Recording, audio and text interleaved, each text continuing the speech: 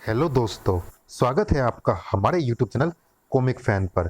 चलिए दोस्तों शुरू करते हैं तंत्र व तलवार के धनी महाबली भोकाल की यह धमाकेदार कॉमिक्स मात का तीसरा और अंतिम भाग। चलिए शुरू करते हैं। भोकाल इस बार मित्रता के माहौल में गरुड़ लोक पहुंचा।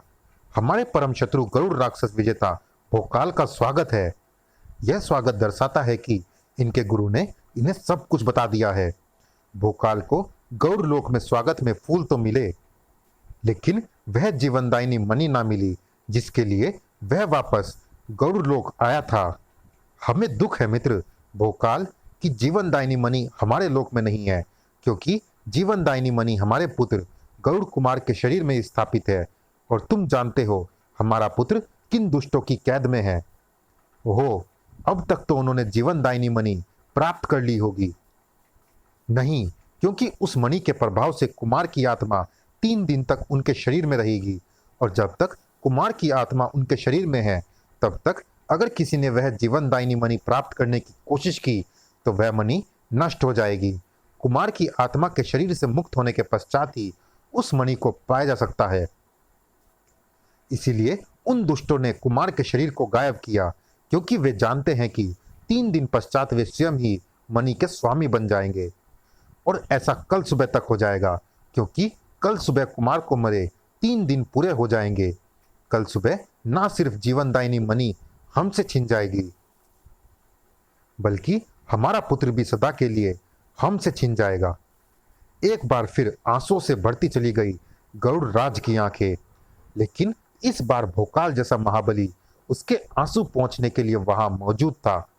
धीरज रखो गरुड़ राज, भोकाल तुम्हें वचन देता है ना तुमसे जीवनदायिनी मणि छीनेगी और ना तुम्हारा पुत्र।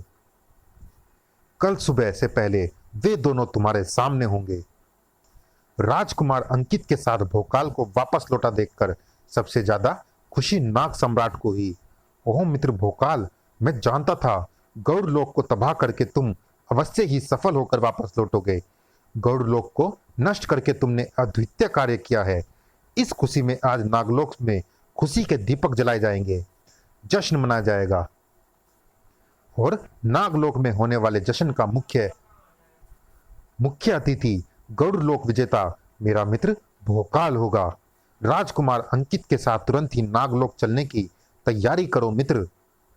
उसी रात उत्सव का सा माहौल था। नागलोक में प्रत्येक नागमानव जश्न मना रहा था, और उस जश्न में मुख्य अतिथि के रूप में भोकाल भी वहां पहुंचा हुआ था। लेकिन भोकाल के वहां पहुंचने से किसी को सख्त हैरानी थी। भोकाल को आप यहां क्यों ले आए नाग सम्राट? जब आपको पता चल ही गया था कि भोकाल को मोहरा बनाकर गौड़ लोक को समाप्त करने का हमारा षड्यंत्र सफल हो गया, तो उसे आपको उसी समय समाप्त कर देना चाहिए था।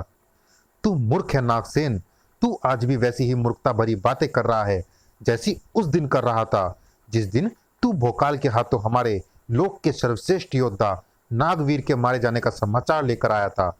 याद कर, उस दिन भी तूने आज की तरह ही कहा था कि हमें अपने सैकड़ों नाग योद्धाओं के साथ पृथ्वीवासी भोकाल पर आक्रमण करके उसे हमारे योद्धा की हत्या का दंड देना चाहिए। हाँ सम्राट, हमें ऐसा ही करना चाहिए। सभी नाग योद्धाओं ने तुम्हारी बात का समर्थन किया था, परंतु हमने तुम सबको रोक कर कहा था, नहीं, हमारे परम शत्रु गरुड़ मानवों की तरह पंख धारक भोकाल जैसे महाबली और शक्तिशाली पृथ्वीवासी का अगर हमने अभी मार दिया तो हमें कुछ नहीं मिलने वाला, जबकि वह जीवित रहकर हमारे काम आ सकता है। हम उसके बल पर न सिर्फ अपने कट्टर शत्रु गरुड़ मानवों को सदा के लिए समाप्त कर सकते हैं, बल्कि उनकी सबसे बड़ी शक्ति जीवनदायिनी मणि भी प्राप्त कर सकते हैं। लेकिन भोकाल हमारी बात क्यों मानेगा? हमारे कहने पर गौड़ लोक पर आक्रमण क्यों करेगा? वह वही करेगा जो मैं कहूंगा। आज के बाद भोकाल एक ऐसा मोहरा होगा जो अपनी हर चाल मेरे इशारे पर चलेगा। तुम बस गौड़ लोक तक यह सूचना भिजवाने का प्रबंध करो कि हम उनसे संधि वार्ता करना चाहते हैं। मैं जानता था शांति प्रिय गरुड़ राज संधि वार्ता के लिए तुरंत राजी हो जाएंगे और अपने पुत्र गरुड़ कुमार को संधि वार्ता के लिए भेज देंगे। ऐसा ही हुआ, लेकिन किसी को क्या मालूम था कि सब कुछ मेरी बनाई योजना के अनुसार हो रहा है और मेरी योजना का अगला चरण था राजकुमार अंकित के हाथों गरुड़ कुमार को मरवाना। तभी तो मैं ऋषि योगेश्वर के रूप में उनके आश्रम में अंकित के पास पहुंचा था। मैंने उसके 2 बाणों में अपनी अत्यंत घातक नाग शक्ति भरी और फिर राजकुमार अंकित को मजबूर कर दिया कि वह उन तीरों को गरुड़ कुमार पर चलाए। राजकुमार अंकित ने वैसा ही किया। घातक नाग शक्ति के प्रहार से गरुड़ कुमार कहां बच पाता, वह मृत होकर नीचे आ गिरा। फिर क्या था, मैंने राजकुमार अंकित को वहां से भगाया और स्वयं गरुड़ कुमार की लाश लेकर अदृश्य हो गया। उस समय मैंने राजकुमार अंकित के दोनों बाण उसी जगह इसलिए फेंक दिए ताकि गरुड़ मानव जान सके कि उनके कुमार की हत्या किसने की है। उसके बाद क्या हुआ ये तो तुम जानते ही हो। गरुड़ राज ने पृथ्वी पर आक्रमण कर दिया, जिसमें मैंने भोकाल की सहायता की। अगर मैं चाहता तो भोकाल गरुड़ राज को पृथ्वी पर ही समाप्त कर सकता था, लेकिन मैंने उसे ऐसा नहीं करने दिया, क्योंकि अगर वह ऐसा कर देता तो उसके हाथों संपूर्ण गरुड़ लोक को समाप्त करवाने की मेरी योजना भी समाप्त हो जाती। क्योंकि ना तब गरुड़ राज राजकुमार अंकित को ले जाने में सफल हो पाता और ना भोकाल उसे वापस लेने और गरुड़ लोक को तबाह करने गरुड़ लोक जाता। अब बता, अगर उस दिन मैंने तेरी बात मानकर अपने कुछ नाग योद्धाओं को भेजकर भोकाल को समाप्त करवा दिया होता तो आज क्या जीवनदायिनी मणि धारक गरुड़ कुमार हमारे महल में पड़ा होता? क्या गरुड़ लोक सदा के लिए समाप्त हो गया होता? कल सुबह होने के साथ ही जीवनदायिनी मणि भी हमारे हाथ में होगी, क्योंकि कल सुबह मृत गरुड़ कुमार की आत्मा उसका शरीर छोड़ देगी। और रही भोकाल की बात, तो मैं उसे यहाँ लाया ही समाप्त करने के लिए हूँ। जश्न पूरा होने के बाद जैसे ही वह और राजकुमार अंकित सोएंगे, तुम अपने नाग योद्धाओं के साथ उन्हें काटकर अपने अरमान पूरे कर सकोगे, क्योंकि मेरा खेल अब खत्म हो चुका है। और मेरा नियम है, खेल खत्म हो जाए तो मोहरे को भी खत्म कर दो। हा हा हा। कभी कभी यह नियम टूट भी जाता है नाग सम्राट। कभी कभी मोहरा ही खेल खत्म करता है। भोकाल, तुमने सब सुन लिया है? हाँ, लेकिन यह सब षड्यंत्र तुम्हारा रचा गया है, यह मैं पहले ही समझ गया था। तुम्हारे साथ नागलोक आने का मेरा उद्देश्य सिर्फ यह था कि मैं यह जान सकूं कि गरुड़ कुमार का शरीर तुमने कहाँ रखा हुआ है। गरुड़ कुमार का शरीर तुम्हारे महल में है, यह मैं जान चुका हूँ। इसीलिए मैंने अंकित को उसे लेने भेज दिया और मैं यहाँ तुझे यह बताने आ गया कि षड्यंत्रों का खिलाड़ी कितना भी माहिर क्यों ना हो, उसे मात खानी ही पड़ती है।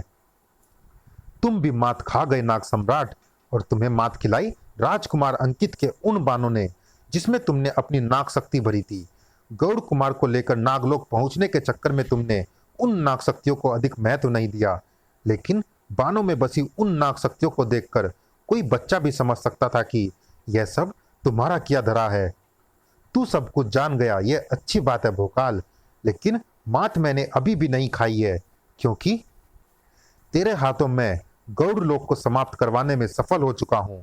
रही बात तेरी, तो अपने इस लोक में तुझे समाप्त करने में मुझे कितनी देर लगेगी? ना गरुड़ लोक का कुछ बिगड़ा है और ना गरुड़ मानवों का बाल बांका हुआ है।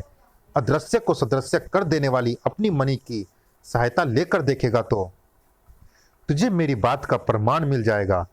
हड़बड़ा गए नाग सम्राट ने अपनी मणि निकालकर अपने हाथ में ली तो हक्का बक्का रह गया वह। उसकी फटी फटी आंखों को गरुड़ मानवों का झुंड वहां दिखाई दे रहा था। ओ नहीं, उफ।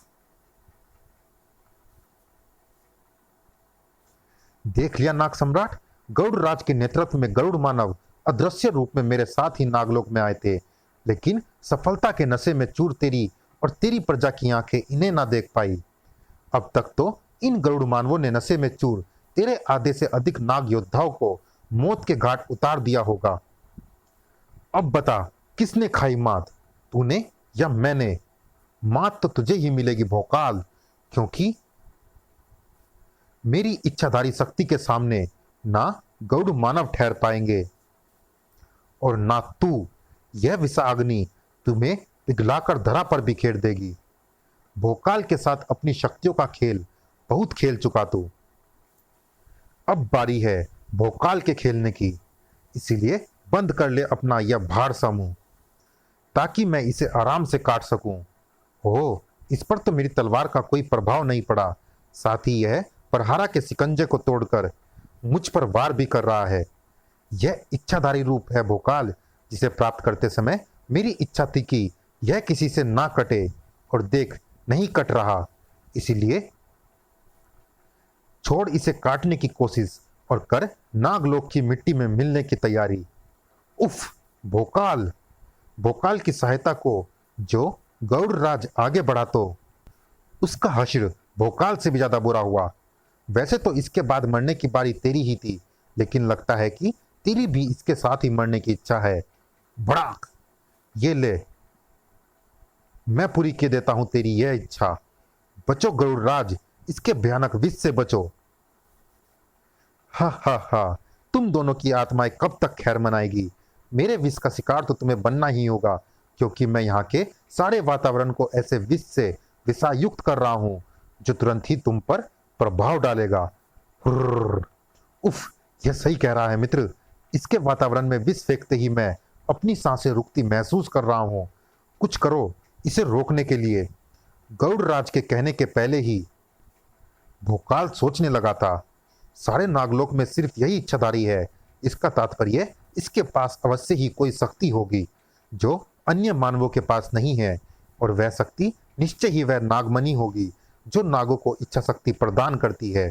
अगर वह नागमणि नष्ट हो जाए तो इसकी इच्छाधारी शक्ति भी नष्ट हो सकती है, लेकिन उस मणि को नष्ट करने से पहले यह पता करना होगा कि वह मणि उसके शरीर में है कहाँ, क्योंकि मणि तो कहीं नजर नहीं आ रही। लेकिन अगर वह मणि इसके शरीर में ही कहीं छिपी है तो उसे नजर आना ही होगा।